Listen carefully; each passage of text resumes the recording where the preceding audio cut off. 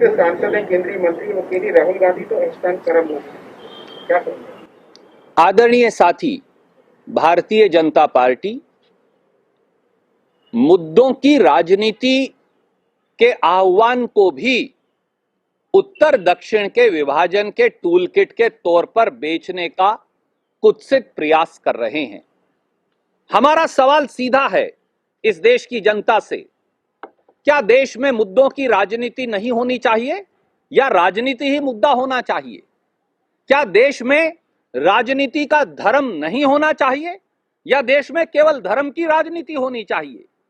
क्या देश में एकीकरण की राजनीति नहीं होनी चाहिए या देश में तुष्टीकरण ही राजनीति का धर्म बन जाना चाहिए? क्या देश में प्रेम और सद्भाव की राजनीति नहीं होनी चाहिए या फिर नफरत और बंटवारा ही चाल चेहरा और चरित्र सरकार का बन जाना चाहिए? राहुल गांधी जी ने इस देश में फिर आह्वान किया है कि देश के हुक्मरानों को, सत्ता की अटालिकाओं पर बैठे अहंकारी शासकों को मुद्दों की राजनीति की बात करनी पड़ेगी, रोजगार के बारे में बताना पड़ेगा, किसान क्यों आत्महत्या को मजबूर है बताना पड़ेगा, लाखों किसान की पीड़ा को आप इग्नोर नहीं कर सकते, उन्हें थकाकर भगा नहीं सकते, उसका हल निकालना पड़ेगा। इस देश में जीडीपी औंधे मुंह क्यों गिरी है यह बताना पड़ेगा, देश में चीन घुसकर क्यों बैठा है यह बताना पड़ेगा और प्रधानमंत्री चीन से डरते क्यों हैं यह भी बताना पड़ेगा। इस देश में सही राजनीति अब नहीं चलेगी, मुद्दों की राजनीति पर आना पड़ेगा। एक सवाल सर फिशरीज मिनिस्ट्री को लेकर के है। आप पहले भी राहुल गांधी ने जब कहा था तब भी गिरिराज सिंह ने, स्मृति ईरानी सवाल उठाए थे, एक बार फिर उन्होंने दोहराया कि फिशरीज मिनिस्ट्री होनी चाहिए, जबकि सरकार कह रही कि है हमारे पास फिशरीज मिनिस्ट्री। इस देश में करोड़ों मछुआरे हैं जो अपनी एक कश्ती लेकर हजारों किलोमीटर की इस देश में कोस्ट लाइन है।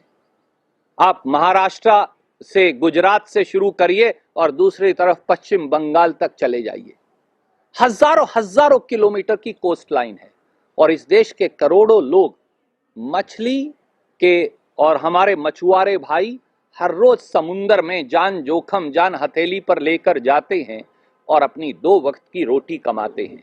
क्या उनके लिए एक पृथक मंत्रालय नहीं होना चाहिए? यही बात उठाई है। शायद अहंकारी सरकार को वास्तविकता नहीं पता। सर, इसके अलावा शिवसेना ने, आपकी पार्टी की सहयोगी जो है शिवसेना, उसने कहा कि गुजरात के अंदर आम आदमी पार्टी जीत रही है, कांग्रेस हार रही है, ये कांग्रेस का ही नहीं लोकतंत्र का भी पतन है, हमें सोचना पड़ेगा इसके ऊपर।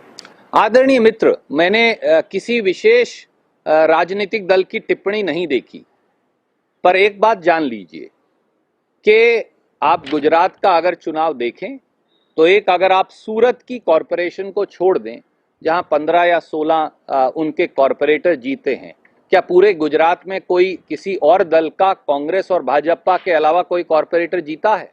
जवाब नहीं में है। तो इसलिए बगैर तथ्यों की बात का मैं क्या जवाब दूं?